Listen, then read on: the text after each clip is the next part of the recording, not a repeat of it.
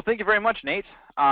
So as Nate mentioned, we're talking about kicking off a project today, and we're going to kick off a project by leveraging the Revit Express tools. There's a number of tools that are very helpful here. Specifically, today's topic is on kicking off a project when you're using your own internal template. Next Tuesday, as Nate mentioned, you're going to probably want to sign into that one as well, because I know many of you out there also have to start projects when it's not your template, yet you've got standards that you want to implement. We're going to talk about that next week on Tuesday. So stay tuned for that one as well. For today, though, let's talk about a couple of the issues, or at least some of the considerations that you have to make when you're kicking off a project using your template, and just some of the things that I think about when I work with a client and want to find out what is we're about to do. So we're starting a brand new project here. We are kicking it off. We know we're going to start this. We want to get users on board. Now, we're either the architect or engineer of record, or both, the architect and engineer of record, either way. And so we get to kind of specify what standards are being used. And in this case, we're going to specify using our template. We have a name your number of story structure that we're going to be putting together. We have a general idea of what that is. Maybe we've already gone through some schematic design on paper and we've figured that out. And let's, for today's purposes, say we've got 5 internal floors and a roof, and one of those floors happens to be subgrade. So we've got 4 stories, or 3 levels above ground and 1 level below grade, and we've got the roof up there. So that's what we're going to put together today. As I see a lot of my clients work through projects, in a lot of cases as the project progresses, I see that they have a lot of issues with view names throughout the life cycle of the project. And they might start out good, but then they start to degrade over time as users start randomly creating their own views per whatever their whims happen to be at the time. And so we're going to talk about how to make this a bit more sustainable.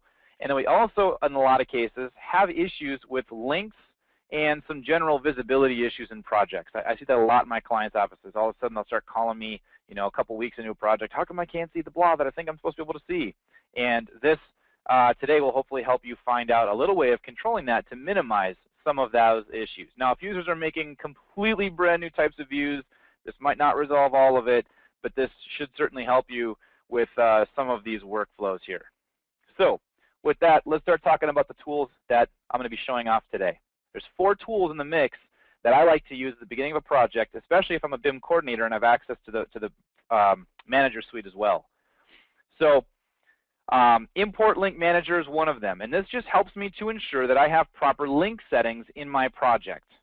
Also, I like to leverage View Creator. This is the primary tool here. This is the one that I use the vast majority of the time when I'm kicking a project off. There's kind of another tool that I like to use. You've seen many presentations by me on this tool in the past. Probably I use Spreadsheet Link for a lot of things. And in this case, I'm going to use this tool to preset the title on sheet values automatically for all my floor plan views. And then I've also got another process, depending on what your drafting or detail views are supposed to look like, I got a process that can help automate some of that in the future as well, and I'll show that off today.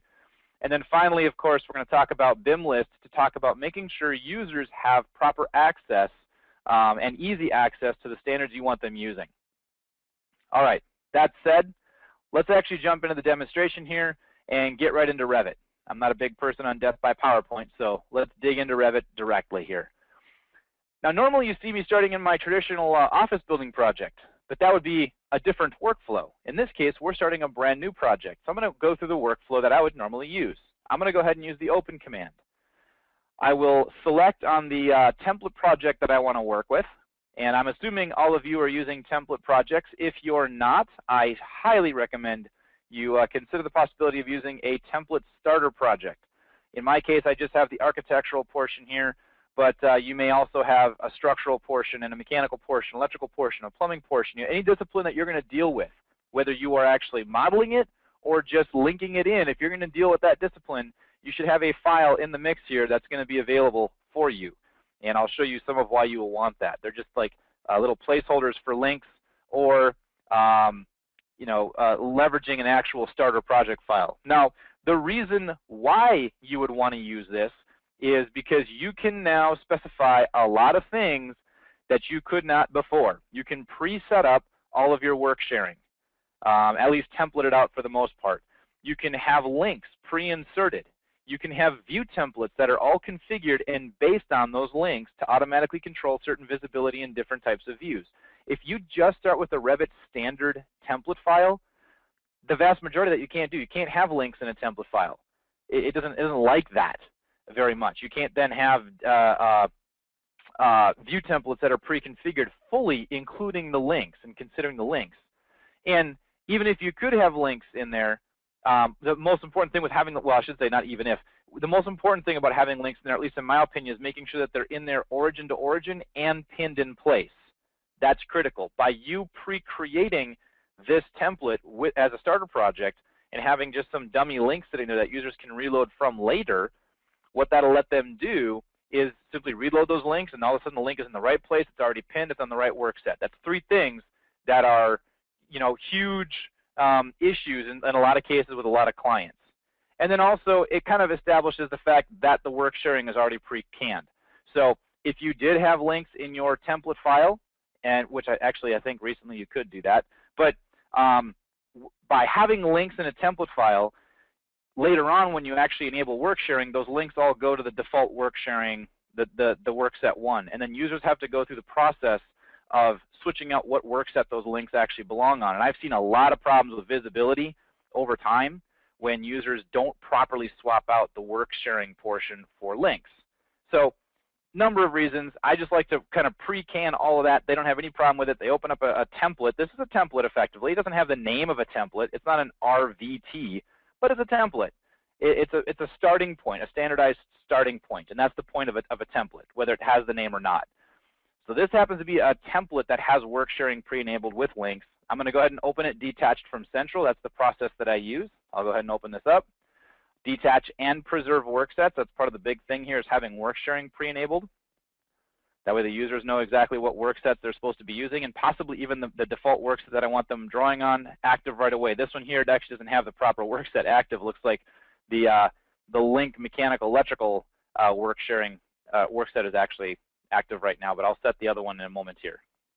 Yeah, so if I swap this out, I would probably want like architectural elements or, you know, some other work set other than the links active. So architectural elements. So I'm going to set that up right now.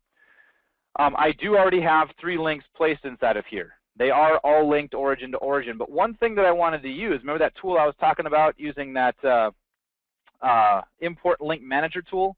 I just like to double check myself just in case I messed up something. So I'm going to go here to the import link manager, and notice something here that I forgot. I didn't pin these in place, and I can very quickly see what's going on here. So I'm going to go ahead and pin these actual components in place. I'm going to grab them all and tell them all to be pinned, and that'll take all 3 links, even though they don't physically exist here because I don't have the right paths and they're not actually showing up, but they're all now pinned in place. So I can go ahead and just close that down, and now all those links are pinned.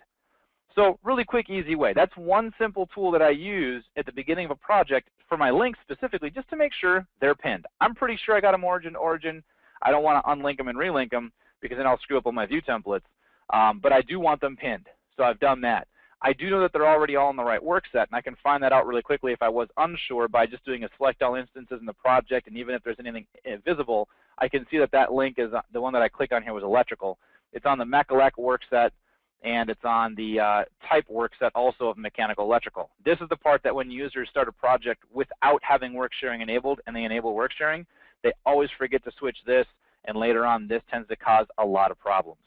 I've seen users end up having 2, 3, and 4 links in a model and getting really confused as to why they keep disappearing because the work sharing was not set up properly for them.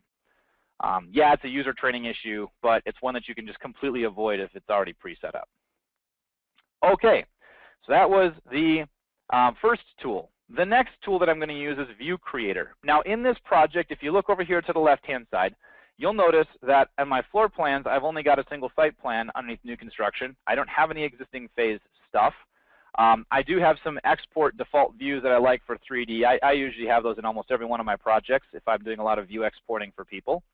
And I have the basic 4 elevations. But as far as views go, that's about it. I don't have a lot of other content inside of here. You know, I've got a couple of placeholder sheets just for examples. I've got a single room schedule, which maybe I delete, I don't know. But the actual views over here are pretty slim. Now if I do go to my south elevation view, you know, I was mentioning that I wanted to have 3 floors above the grade. So here's my main level, which I'm going to consider grade. I've got a second level, and I don't have a third level up here. I've got the roof and parapet. So what I'm going to do is take those two levels, and I'm just going to move them up a little ways. So I'll move them up the current level spacing, and that can modify over time. I'll take my level 2 and copy it up so I can have a level 3 or a third level. So I'll give that a name. And now in my case, I'm using upper and lower case. I'm using a mixed case here. And your standard might be all uppercase. Well, fantastic. Just make sure that that's already pre-set up, and then make sure you type it in all uppercase. That'll be a good thing, you know, for your documentation set. But I'm going to show you another way later on, potentially, of getting these to rename all uppercase as well. Well, maybe not today, and maybe in a future webinar I'll talk about renaming these to all uppercase automatically. So I've got now my lower level, main level, you know, just a couple levels inside of here, but I have 0 floor plans for any of those. In fact, you can tell because all of the datum bubbles here are black. There's no floor plans associated to any of these levels. This is where View Creator comes into play. Now, I could have, by the way, used View Creator to actually generate my third level if I wanted to. That's absolutely possible. The very first tab of View Creator is to work with the levels. And so I could have added a level inside of here. I could have put in a 4th level right now, and I could type in what I want the actual elevation to be, and it'll go there. In this case, I like to, you know, I'll sometimes use this. Sometimes I'll just do it visually here on screen. It really depends. It's totally up to you. It doesn't really matter. Either way, you get the same result. The area that I wanted to focus on here was the Plan and Ceiling tab. So I want to create some floor plans here. Very specifically, I want to make sure my naming convention is set up exactly as I'd like it to be. So what I'm going to do is go in here, and I don't like necessarily having the entire name. I feel like that makes my view names too long. So I'm just going to put the level numbers in front of here, just 0, 0 for my lowest level, 0, 1 for the main level, 0, 2 for second level, 0, 3 for third, and I'm going to put RO, capital RO for the roof. That'll make them sort properly in my project browser over here, and it'll also make it so if I do add or subtract levels here, between the third level and the roof, if I still have my design a bit in flux, that I don't have to keep changing the roof numbering all the time. So I'm going to leave that as it is. And if I had like a high roof and a low roof, I might have RO1 and RO2 or something like that. So I've gotten my level names kind of pre-configured, and View Creator leverages this abbreviation in the naming process. So down here at the bottom for my naming, you know, I've got the level name first. And if I didn't specify an abbreviation, it would just use the actual level name. In this case, I want to use an abbreviation, so I've filled that out. So it'll use that first. Then it's going to use the abbreviation or name from the view template. So that's my second selection over here. In this case, I've got a number of abbreviations put in here, so my naming can be a little bit shorter. And then it's going to use the phase. And I'll configure that in a moment here as well. For example, if I had an existing project, what I might do is put in here an abbreviation of EXST instead of having the whole word existing spelled out. So I could then have some existing views out here. So what I'm going to do is start generating some views. I'll go ahead and start building some floor plans for all 5 of my levels. And I'm going to go in here and tell it that I want to have maybe some of the views that I know I'm going to be using on a regular basis, like my general architectural floor plans. Maybe my interiors is going to be involved and I'm going to have a finished plan. Maybe I know I'm going to have to work with some outside consultants who don't use Revit, so I can make like an export set of plans. I'll probably early in design want to be working with some presentational stuff. I might even want to pre-can a set of working plans for the first user who gets in here and let them play around with that. Maybe I don't. Maybe I let them have access to View Creator and they can create working plans for themselves and automatically, well, not automatically, but choose to suffix it with their initials, which I'll do in a moment here. You know, maybe I know that my building is going to be large enough that it's going to require some enlarged plans, and so I can create some enlarged floor plan masters here. Let's see, maybe I also want to do, since I'm going to be doing an existing building, I might want to also create some demo plans, some demolition floor plans, and maybe some code plans. So I've gone through and chosen the ones that I want, and I want these all for new construction. So I'm going to go ahead and add those down below. Now I also know that this building, if I'm going to be doing some demo, probably has some existing. So I'm going to go ahead and do my existing plans here as well. I'll add that down below. So those are all added. So I've got a whole long list now of a number of different floor plans that this is going to be creating. And I'm going to go ahead and tell it to create those views. So create them. Don't even remember how many exactly I chose. In this case, it tells me I did 40 views. So in a matter of about, what was that, 5 minutes of me talking about the tool and checking some boxes and making some settings changes, I created 40 views and had them all named properly, and because my template's all properly set up, it grouped them appropriately in my project browser. So I don't have to start with views that I might be deleting. I can actually start with nothing and go in there and create all these views from scratch. Now I did have a question that popped up and says, can I add a separator in the view creator for naming, like a hyphen, for example? Now, if you'll notice, oh, I guess this went away here. Let me close this down. If I expand out something like one of the general architectural floor plans, notice how it has 00-floor plan? That happened automatically. That was because, yes, I can have a hyphen. In fact, you can put whatever separator you want. Underneath options right here at the top, you can actually choose what you want that separator to be, and you can also choose if you want to have a space before and after the separator. So in my case, I didn't have that checked, so it just went 00-floor plan. If I'd checked that box, it went 00 space dash space floor plan. Or you can manually enter space dash space in here too, I believe, or an underscore, or whatever it is you want to put for your separator. So yeah, you can definitely do that. All right, so now I've got a whole bunch of views that are pre-created. What did it exactly do for me? Well, when it created this floor plan view, it assigned a view template to it. And whatever this view template is controlling has already been applied to the view. So there's a lot of things like the type of view, the fact that it's general, which is why it's grouping properly here, the fact that it's floor plan, which is why it's grouping here, and it's new construction. That was set actually because I checked the new construction option. Normally, when you go to the View tab and you just create a new set of plan views right here, it'll always default to the latest phase, unless, of course, you're duplicating it when it's already there in the existing phase. And then you have to come back and modify all the settings for it. This actually helps me by presetting my phase, including for the existing floor plans that I've got up here. So now those all exist in that mix. Now, I did create some enlarged floor plans here. And what I may want to do is actually create the area A and area B. If I've already got some general idea of how large this structure is going to be, what I might do here is create from the View tab 2 scope boxes. So I'm going to go ahead and create an area A scope box over here. And I don't actually have a building drawn yet, but I'm going to go ahead and put this together anyway for the end user. And I'll name this area A. And I'm also going to put this on a different work set like shared levels, grids, and work planes. That's a decent one for scope boxes as well. And I'll copy this over to the right a little ways, and I'll have an area B. And I might control that overlap later on. Again, this is area B. It automatically sequences it because scope boxes must have unique names.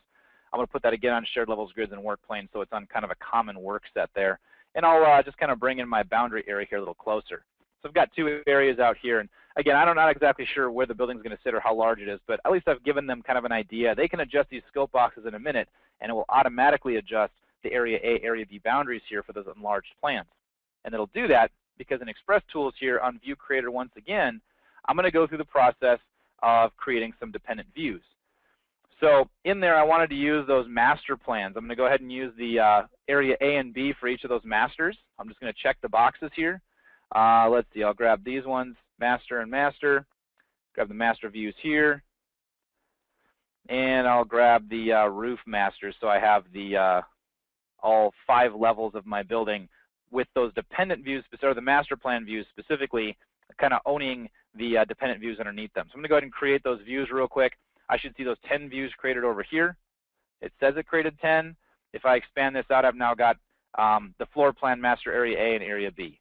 So if I expand this out, now I've got those 2 scope boxes out there leveraging those 2 portions of the building. In fact, if I go to the master plan view here, if I was to turn on scope boxes, they're currently not visible, show the crop regions. Right here is one of the crop regions. So I can't drag it because well, I guess I can. It's linked to the scope box. And as I drag it, it does move the scope box because the 2 are talking together. They're talking to each other. So that way I can start building a mock-up set for my entire building. So super efficient way of going through and just kind of rapidly getting all the views or many of the views that you know you're going to be needing put together. Now the next thing that kind of bothers me, drives me nuts, is when I'm going through the process of placing views onto sheets later on. I've got this placeholder sheet right here. If I was to take my primary architectural floor plan here and drop this onto a sheet, the name of my view underneath that, if I have multiple views on sheets, I might show the view name underneath here. It says 00-floor plan. And that's kind of a silly name. So now what I have to do is manually go through the process of going over here into the properties window and typing out the title on sheet. This is my main floor floor plan or whatever, right? I have to go through and type that all out manually. I don't like that. In fact, for every single one of these views that I've just generated, I'd really like to find a way of automatically getting the view name that I want on sheet kind of pre-set up. Now I've come up with a really basic variation of this. I'd like it to use the level that it's associated to. So if I look here, this is associated to the lower level. This is actually the lower level floor plan. And then I want it to use the view creator abbreviation that I specified of floor plan. So it actually should be called lower level floor plan. But I want it all capitalized and I want it all put right there. Well, Revit has no way of doing that by default. But if I use another one of my tools here, Spreadsheet Link, after I've created all my views, I can go through with Spreadsheet Link and I've kind of pre-set up some settings here. I'm going to load some settings from my project. Since this is a template project, I can have some settings saved. And I've got one here called Plan View Naming. Oh, you know what? There's one set that I forgot to do. Hang on. I'm going to do one more set of views real quick. I wanted to create some reflected ceiling plans because I've only been doing floor plans in most of my presentations here. So I'm going to go ahead and do some ceiling plans. We'll do it for all the different levels here as well.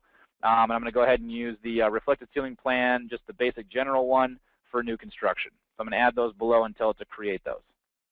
It's a simple thing, created 5 quick views here, but I wanted to show you that this also works with the RCPs and naming them as well. So here's my ceiling plans.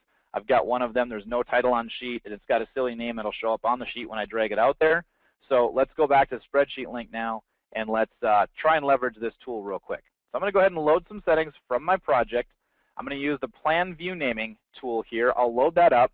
And what it's going to do is list in here every single one of the views in my project that is based on a plan type view, either a floor plan or a reflected ceiling plan, one or the other.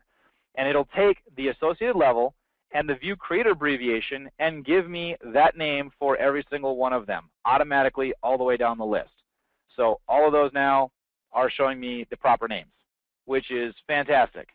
So all I have to do now is take this and apply this active worksheet back to my project, and it's going to go through and modify every single one of those views. In this case, 55 floor plan views have all been modified to have the proper name. I'm just going to close this down. I'm not going to save it because I've already done that. You can see now on my sheet, this says lower level floor plan. And if I drag any other view onto this sheet, if I was to grab like the reflected ceiling plan for level 1 and drag this onto a sheet environment, it'll also say main level reflected ceiling plan, or whatever naming convention it is you want. I happen to be using those 2 fields.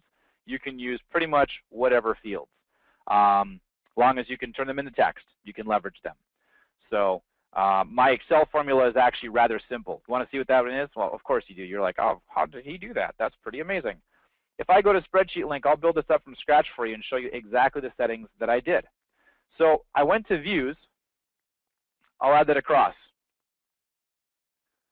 So I now have every single view in my project listed. In fact, if I go and show you what the view type is, if I just grab type, I've got building elevations, I've got 3D views, I've got floor plans all in the mix. In my case, I only want views here that are plans.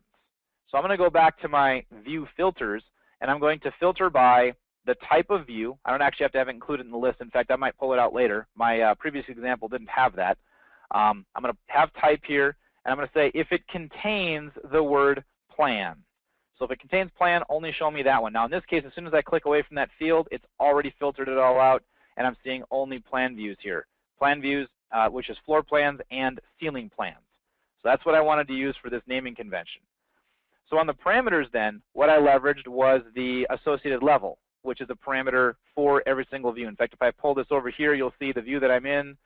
It's actually a viewport. That doesn't work for me. Let's go grab a floor plan here. Oh, I can't switch it. Fine, whatever. There is a view type called associated level. Oh, right there. It's actually the viewport itself is from the main level, from the reflective ceiling plan. So there's the main level associated level. That's where I'm pulling my value from. So associated level, and because I've got this parameter from my view creator tool up here that has the abbreviation, we store that with the view template, which then gets applied to the views.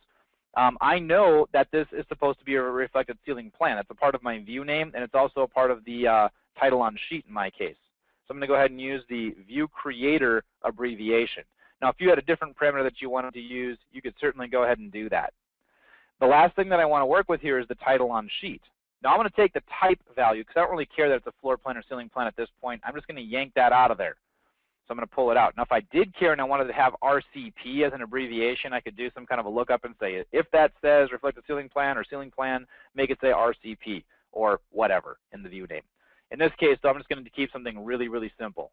So I'm going to make the title on sheet a calculated value. You'll notice that these already all have those properties inside of here. I'll do it for the site plan here, and then I'm going to filter site plan out because I don't actually want it in the mix. So the formula looks like equals this value over here and quote space quote, and that's the concatenation with a space in the middle. So I'm going to take the first value here and I'm going to combine that with a space, and then I'm going to combine it with this value over here. Now when I do that, you'll notice that it'll put those names all out here. The trick is they all go upper and lowercase. So I just use an Excel call here, a little Excel function called upper, and I put that in parentheses here. And so what it does is it makes it all uppercase all the way down the line. So even though I've got upper and lowercase in the mix over here, I can certainly have uppercase for my actual documentation in the title on sheet. Now I don't really want the site plan to have its name called main level site plan. It should just be site plan. So I'm going to take that one specifically, and I could either write a formula here that says if it was called site plan here, then don't do the concatenation and just uppercase site plan, otherwise do the concatenation, right? I could do that. For me, I was just cheating, and I went over here and said I want to, yes, overwrite that. I want to take whatever the view creator abbreviation is here, wherever that was, there we go, view creator abbreviation, and I want to include everything that does not equal site plan. In fact, it gives me a list of all these. So it strips site plan out. So if I go back and just double check title on sheet's good, and I may have to rewrite my formula because it reset the sheet itself. So again, equals upper, open parenthesis this, and quote space quote, and this. All right, so now it's got that written in every single one of these all the way down the line because that was a calculated value. So it automatically puts that formula all the way down the list as long as I do it in the first cell. So then what I did is I saved my settings using just save to project. You could also save to an external file. And then when I did this for you, I did load settings from file. Now, there's another option. Since I have these saved in my file, what I could also do is I could have just gone up here to Spreadsheet Link Express and told it that I want to load my settings using the plan view naming and just apply that. And the users could then run this even if they make their own later on. It could automatically update all their views as well without ever even looking at a spreadsheet. So there was a question, was I going to create area A and B for RCPs? I probably should. I don't necessarily have a really good view template for it, but what I'll do is this. I'll go ahead and use View Creator, and I'll show you a technique that I might use. So I'll go ahead and build those 5 levels again. Once again, I want to do ceiling plans here in this case. I'll go ahead and do my general reflected ceiling plan, which is controlling scale, and what I'll do is probably associate to a different view template in the future that isn't, because I don't have an overall or a master type ceiling plan view template right now. It's going to be for new construction, and what I'm going to do is call this out as master. So I'm going to generate those 5 views right away. There's my 5. I use this in the middle of projects all the time to do stuff just like this. I'm going to go ahead and create those views. It created all 5 of them. So they're over there in my list now. They all say master. They're all chilling right down over here. You can kind of see the little M peeking out from the edge of the project browser. I'm going to go immediately over here to my dependent views. I'm going to scroll down toward the bottom, take all those reflected ceiling plan master views right here. So these are the ones that say master, and check those 5 for area A, and check those 5 here for area B. And once I've got that, I'm going to go ahead and create those views. We've got those 10 views created, so I've now done those reflected ceiling plan dependent views with area A and B. And what I might do here is take my, just for the case of this example, and turn off the view scale automatic set from the view template, and take those views, those 5 views, the master plans, and get them all configured as 1/4 inch equals a foot. So now they're all 1/4 inch. I may also have them regrouped into some place. I probably should just make myself a view template that's for enlarged plans for ceilings, and that could handle that as well, which would then also group it in like an enlarged plan group here underneath ceiling plans. So there's a number of ways of doing that, but yeah, creating those dependent views, super quick, super easy. I've now got an RCP for level 1, same exact area. They're all linked and talking together.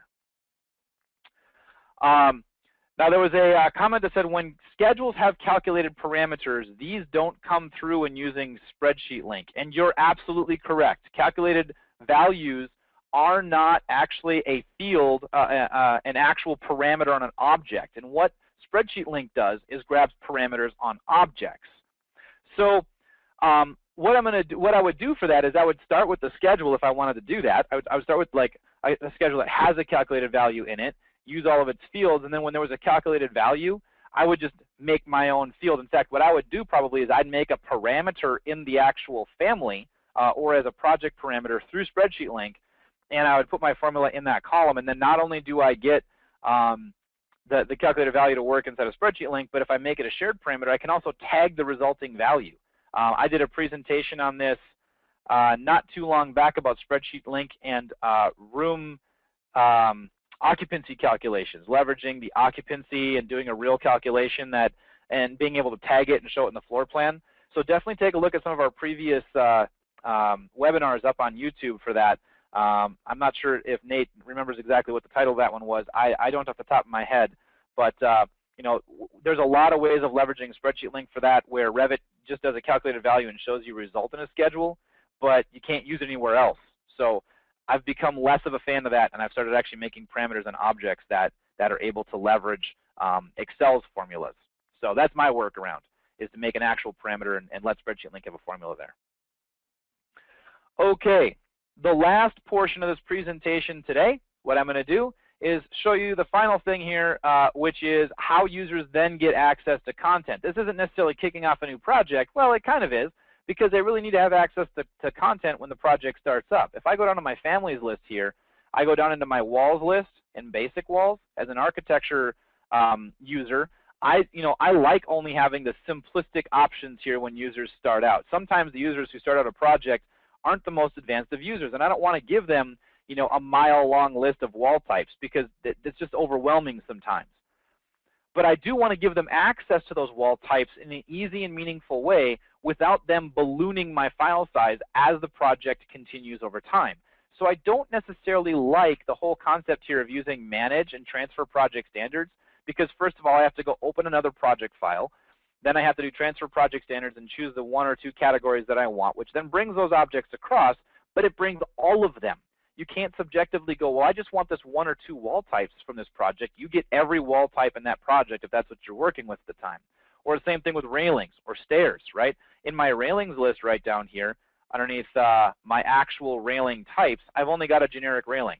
So when somebody draws a stair, they'll get a generic stair and they'll get a generic railing. If they want something more specific, then they have to go and use my standards that come from an outside source. How do I make them find them?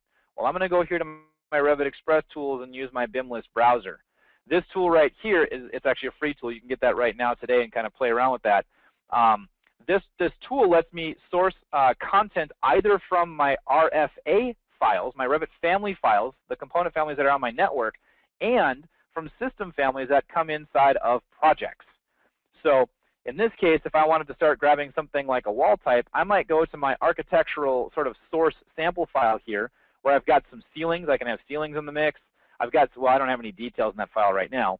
I do have floors in here, so if I just have generic floors in my current active project, I can use my floors out of my, my template project file. Railings, as I mentioned, I can go ahead and bring some railings in. Right now there's just a generic railing, but if I wanted to use the handrail pipe or whatever fancy railings you may have as a default, I can simply grab these things and bring them into my project normally, except for Bim List is being a pill right now. All right, forget that one. If I go down here to walls, for example, and I actually am using a beta version of Bim List right now. We're having some updates to it, so I might have something goofy going on with my project at the moment. But if I want to grab, say, a wall type here and bring this one in, normally I can just, drag and drop this into Revit, or I can right-click and reload it. Oh, that one actually did drag and drop, so drag and drop that one in. So it's going to take this WL exterior brick metal stud 12-inch, and I just had those few generic walls earlier, the 4 generics. Well, this one's actually going to bring into my project that one wall type, that one exterior brick on metal stud wall.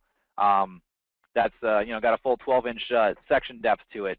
And once that loads this in this case, that particular project, by the way, it happens to be a 2014 file, so as it's loading in, it actually has to upgrade it as well. But now I've got that wall available to me, and I can start drawing that all day long. So it makes it real easy for users to go find the content that they want. Also, as they're working just in the general architecture world, in my doors list up here, I don't like, again, loading down my project with a ton of objects. In fact, I don't even have any doors in my project right now. You can see in my family's list, no doors. And if I look down underneath the windows, I don't have any windows either. So I make the users, when I'm working on projects, go to the actual Bim List browser over here, and when they want a door, they go load it in. So they can go, oh yeah, I want to have a single door, so single. And they can type that out, and it'll start finding all the single doors inside of here. And then go grab the single flush door, expand it out, and very specifically, even without a type catalog, they can load in just the one type it is that they want. And that'll bring that type into their project, right? So definitely a huge benefit to actually letting users grab content and bring it into to their project environment without having to load down your projects in the first place. So there was a question that just popped up here. It says, how do I manage families for different Revit versions? Well, what I actually would do is I'd have a Bim List database for 2014, and I'd have a Bim List database that I fully upgraded for 2015, and I'd manage them in two separate directories. I do like to have content appropriate to the current version that I'm working in. There are some times where there's features in the latest version that I can leverage that I couldn't use in a previous version that's a benefit to me. So I will maintain multiple libraries. Usually what I'll do is when I upgrade to the next version, so I'm in 2014 right now and I upgrade to 2015, my 2014 library stays exactly as it is, and I'll use a tool like Family Processor to go through the process of upgrading my entire library forward, auditing it, cleaning out junk materials, doing some general maintenance on it. Family Processor can save it to a new directory structure, and it can actually rebuild the old directory structure when it does that. So it'll save it to a new parent folder like 2015. And then what I would do in the Bim List browser is I'd make a duplicate of my database from my 2014 database. And in the admin interface, there's an ability to go find replace paths. So I'd find all the 2014 paths and replace them with the 2015 paths. And that way, in a matter of about an hour in the morning, give or take, actually probably it's more like 2 hours, I'd let Family Processor run for about an hour and some change to just upgrade everything. And then I'd let Bim List admin go through and do a find replace real quick after I've duplicated my database and let it replace all the paths with 2015, and my users are now off and running with a 2015 database. And then anything new would get added to either Bim List 2015, or if you had to add them to both for whatever reason, add them to 2014 and then upgrade that content to 2015 as well. So there was a question that asked what other applications are required to use Bim List Browser. Well, technically nothing if you're just a single user or you're a relatively small firm. I can use the Bim List admin and Bim List Browser sort of in tandem. The users don't need the admin tool. You can actually turn that off in suite settings.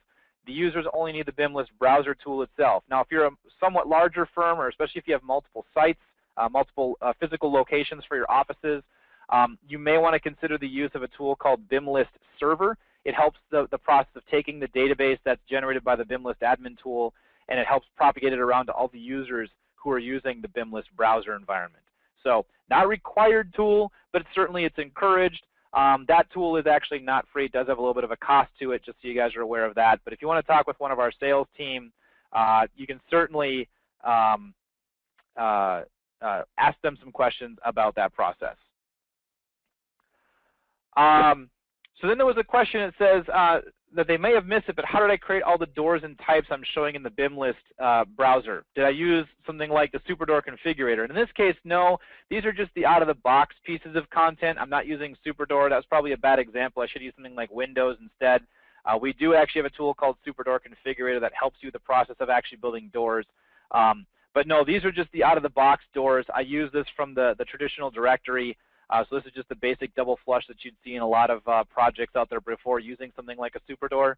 These are the types that just came along for the ride that were already in that door. And when I added it to Bim List Browser through the admin, when I used the admin tool, it actually opened up this door, asked those types what their properties were, grabbed every parameter that existed in that family that exists in the family, extracted its value for each type, and it now displays it to me. So I can actually see the 5'8" width here for this particular door. I can see the height here at 6'8" for the 80-inch door. So Bim List admin actually finds those values in the family, pulls them out, and shows them here. If there is a type catalog in use, it'll use that as well.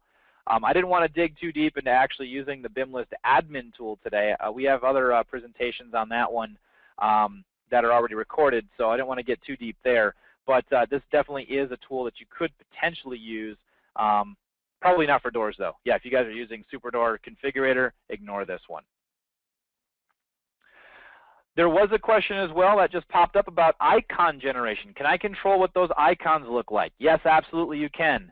By default, those icons use whatever the preview image was specified in the family. So when you save a family, you can tell it which view to use as the preview graphic.